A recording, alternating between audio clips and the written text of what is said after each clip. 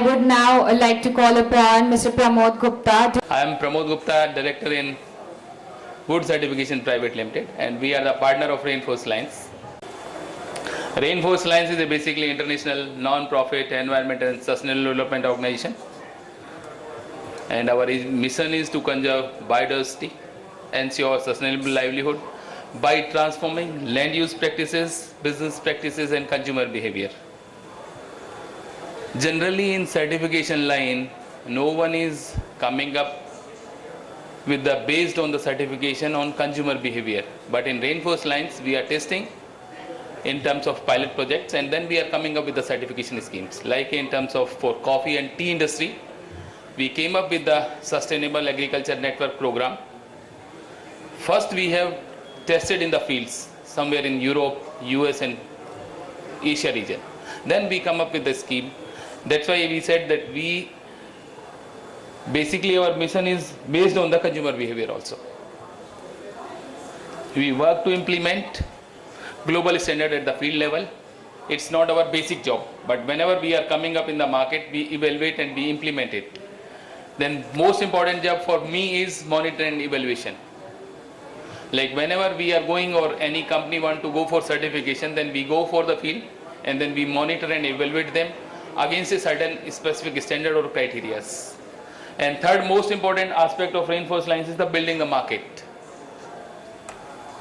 Means after getting certification by any companies or estates or tree growers or coffee growers who will be purchasing the certified material from them, we are creating that market. Our basic products, we deal into forest products, lumber, paper, furniture, non-timber forest products. For this presentation is most important is agriculture. Till today in India we have handled mainly 3 crops: tea, coffee, and spices like chili. These 3 crops we have handled in terms of SEN certification. And fourth aspect, we are into tourism certification also, which is going to be come up in Asia shortly. What is Sustainable Agriculture Network? Sustainable Agriculture Network is a coalition of independent, not-profit conservation organizations, and it's mainly promotes sustainable agriculture practices within the plantation area. What type of certifications are there in SEN? Farm certification, group certification, chain of custody, and climate module. These are the type of certification. Just I want to know if someone is there who is from growing side, tea estate side, someone is there. Then I will cut short my presentation because I will not go in deep because my presentation is mainly into for the focused for the tea growers or coffee growers. We have certified tea and coffee in India and spices also. Tea in Bangladesh we have certified tea and coffee in Sri Lanka, tea, coffee and cacao again in Indonesia, in China, Vietnam, Philippines and Papua New Guinea, and we have a regional office in Bali, Indonesia. These are the 10 principles for against which we certified a plantation or group of companies who are into plantation. First most important is social and environmental management system. How we create this standard? For creating this standard we involve 4 communities, scientists who are looking and guiding us for ecosystem conservation, wildlife protection and water conservation. Second community, we are inviting industry and taking the feedback from them for integrated crop management, social management and conservation, and integrated waste management. Again we are inviting conservationists for getting their feedback or best practices for social and environmental management system. These are the 4 aspects, and fourth aspect is the community. We are taking their feedback, what they want to be implemented within the farm or the tea growers or coffee growers has to do for them. These 10 principles are converted into again 3 industry wise: environmental side, social and labor aspect side, and third is farm management side. social and environmental management system, we cover mainly what are the social aspects they have to cover within the plantation, what environmental management system they have to implement within their plantation, ecosystem, how they have to conserve ecosystem within their plantation or adjacent to their plantation. In some cases we have seen some river is there or natural water bodies are existing within their plantation, so they have to conserve the ecosystem which is existing in their plantation, or if it is not there, then how they can create it within their plantation.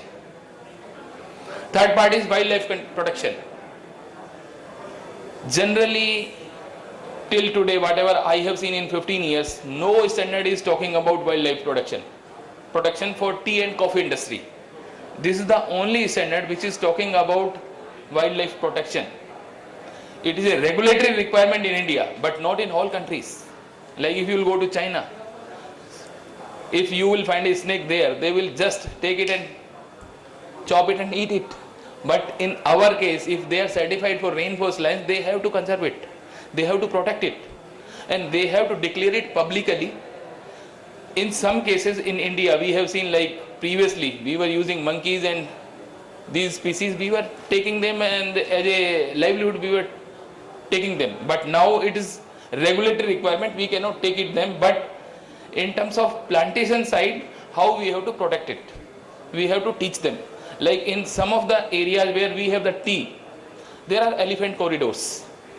So when you are having elephant corridor in your plantation, then how you have to protect them?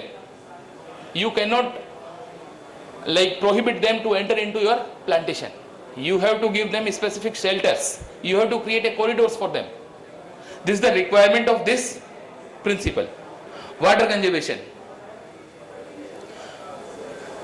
In terms of processing and in terms of like irrigation, how we have to conserve water. Through drip irrigation someone are doing, or someone are doing some other specific method they are using. Fifth is fair treatment and good working condition for workers. If you will go to some areas in northeast or some other areas who are into tea and coffee industry, they are not getting good paid salaries. We have to make sure through this standard, as per the Indian standard, what is the requirement for minimum wages they have to pay. Plus, generally in Indian law, they are not asking about the conditions of their living, but through our this standard, if they are providing home or like their dormitories, they have to provide specific sanitation conditions. Like someone is coming from spraying from the field, then they have to provide a specific place for the washer, for taking shower. Say if one community they are living around 50 families, they have to provide a specific place for water, drinking water at least. So we are talking about good working conditions as well as staying condition within their community for their dormitories. Occupational health and safety. Generally it is talked in a length in all standards, even in rainforest lines also we have taken care. Like whenever they are going for spraying, what they have to wear, mask, gloves, shoes, or what else. We have defined so that there is no scope in terms of using the loops of the law or standards by the growers.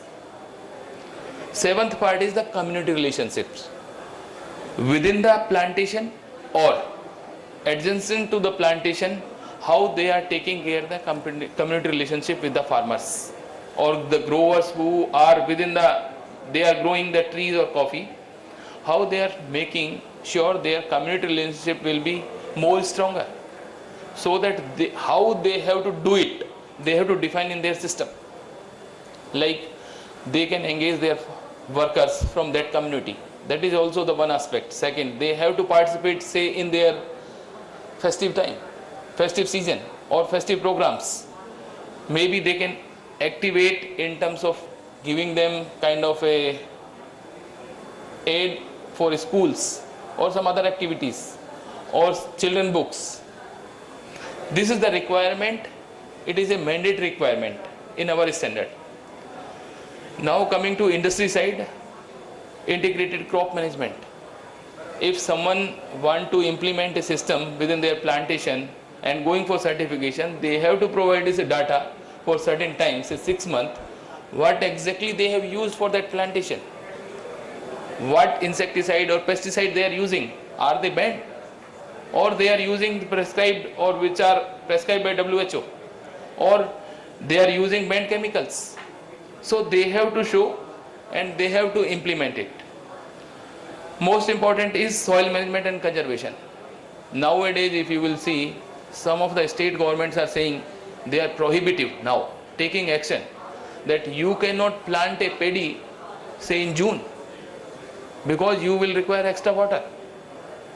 Same here in terms of water conservation as well as soil conservation management, what steps you are taking so that for future generation still our land fertility remains the same. Last principle is integrated waste management. What waste you are generating in your plantation area or in your processing area, how you are going to segregate it, how you are going to implement it. We want to see it practically. These are the 10 principles. Against that we access or assess any plantation area or a group of plantation areas, and there are certain criteria which are mandatory criteria which they have to satisfy. If they are not satisfying we call them critical criteria. If they are not satisfying any critical criteria, they are not going to pass it. They will be failed. They will be not certified. Whatever I am talking is a voluntary certification scheme. It is not a mandatory scheme by Government of India or any other government. But this scheme is accepted by few major corporates in India as well as some tea associations globally. Like in India, embraced is by Unilever and Tata. They are the major supporter for this scheme. Whatever tea or coffee now they are buying from India, they are buying it from companies who are or estates who are certified against these principles. Because previous to this standard, there was no specific standard who was talking about them for tea and coffee industry for sustainability. Only this was the standard which was talking about tea and coffee industry for sustainability. What we are going to secure, what we are looking in terms of reinforced line certification, and what we want to protect through this. We want to protect crop. We want to protect animals within the plantation or adjacent to the plantation. We want to protect the insects. We want to protect the microorganisms within the. We want to protect trees. We want to protect the plant. Soil, obviously. Water. Health of the employees and health of the workers. Workers, we want to protect them. Family and communities. And economical well-being. Economical well-being means we want to make sure if any company is certified by reinforced lines against our standard, they got premium so that they can sustain or they can activate some of the requirements which are required by the standard. I would like to give you few examples, practical examples, whatever we have seen, what is bad and what is good, few only. 1 minute, please.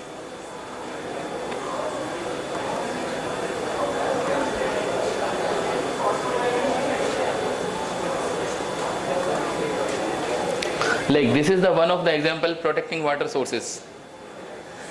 Tea is next to rice here. It is not a good example.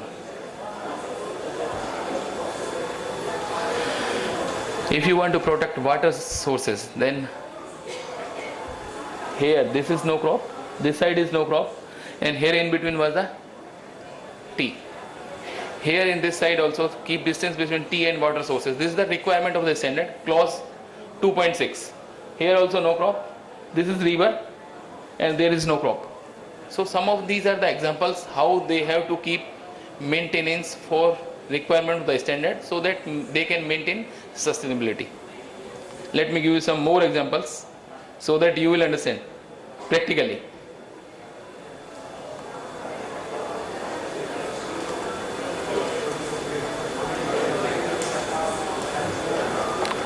This is not allowed. No hunting or capturing.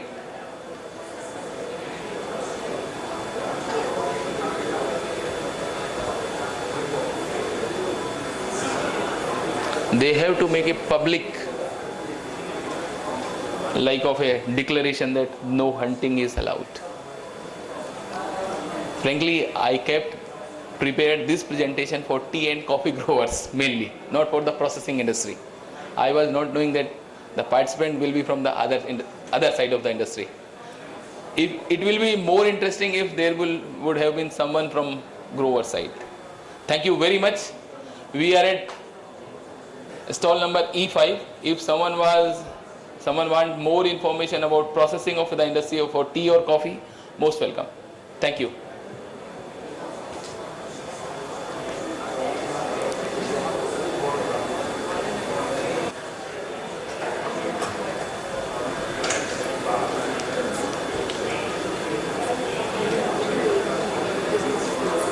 Okay. Health and hazard safety system side, like PP, personal protective equipment. This is not allowed. This is a bad example. This is the right example. If someone is going for spraying, he has to have goggles, mask, hat, gloves, long sleeves, apron, boots. Like this we want if person is going for the spraying. This is the right example. And this is not a right example for us. No, it is not allowed. If it will be the case in Rainforest Line certified farm, it will not be certified. Thank you very much.